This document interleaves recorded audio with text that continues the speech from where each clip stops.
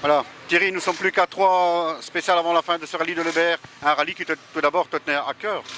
Tout à fait, un rallye dans ma région où je suis né, le rallye où j'ai commencé ma carrière en 2008. Donc c'est un retour aux sources.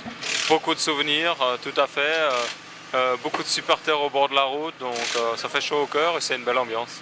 La dernière participation aussi, je crois que ça remonte à 2010. Contrairement à cette année-là, ici, est-ce que tu n'as pas l'impression de servir un peu comme référence idéale pour les jeunes ici du Fiesta? Ouais, je pense que c'est une belle bagarre. Il y en avait qui allaient vraiment vite ce matin. Maintenant, il en manque certains. Et voilà, on a repris la tête. Tout va bien, on s'amuse. Et voilà, c'est un petit entraînement pour la France. C'est aussi l'occasion d'affronter le jeune qui devrait remporter le titre en junior WRC, Pontus. Exactement, il était vraiment vite ce matin, on avait une belle bagarre, nos chronos étaient souvent assez proches. Maintenant, je pense qu'il a abandonné, on ne l'a pas vu dans la spéciale, mais apparemment il n'était pas à la fin, donc je ne connais pas les soucis qu'il a eu. Pour revenir à cette Fiesta, qu'est-ce que ça fait? Parce que bon, la différence entre une WRC et ça est quand même énorme. Ouais, il n'y a même pas à comparer, ça n'a rien à voir, mais en même temps, c'est des bonnes voitures pour les jeunes qui veulent débuter. Et, comme moi je l'ai fait aussi, en 2009 j'ai couru en R2 et j'ai appris plein de choses. Et voilà, même ce matin quand je suis revenu, j'ai dû m'adapter un petit peu, mais puis après ça attaque quand même et ça roule quand même à la limite tout le temps. C'est une formule que tu soutiens activement? Bah, je suis un petit peu, mais bon, j'ai pas vraiment le temps au jour d'aujourd'hui de suivre ça tout le temps. Mais je connais ceux qui vont vite et je sais aussi ceux qui pourraient avoir un futur ou ceux qui sont vraiment juste là pour s'amuser. Voilà, ça c'est pour ce qui concerne ce rallye-ci de Lebert. Retour, juste une question sur le WRC.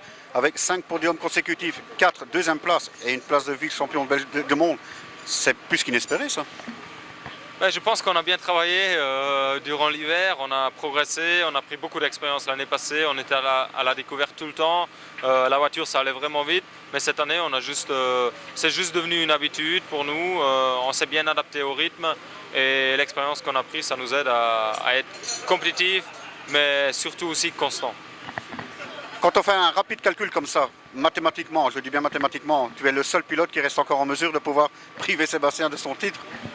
C'est une toute petite chance. Il peut pas prendre plus qu'un ou 2 points sur 3 rallyes. Donc quand on voit ses derniers résultats, c'est sûr qu'il va encore en marquer plein. Donc virtuellement pour moi il est champion. Et voilà, moi je dois maintenant assurer ma deuxième place parce que bon, la Toala est derrière, Miko aussi peut nous encore rattraper. Donc c'est l'objectif pour nous. Il reste encore une course en championnat du monde avec le rallye d'Alsace. On sait que les deux Sébastien seront au départ, il y aura un duel entre les deux. Est-ce que tu te sens capable de jouer le trouble fête entre ces deux pilotes? Ouais, je pense qu'on ne va pas être trop mal. On a montré notre potentiel sur tarmac en Allemagne. Donc je pense qu'on va être en lutte pour se bagarrer avec eux. Mais je crains qu'Ogier, s'il sera champion dans la première spéciale, la Power Stage du rallye, je pense que là, ça va être difficile à le rattraper. Voilà, tout ce que vous faites, c'est de garder cette deuxième place au championnat du monde. Merci. Merci.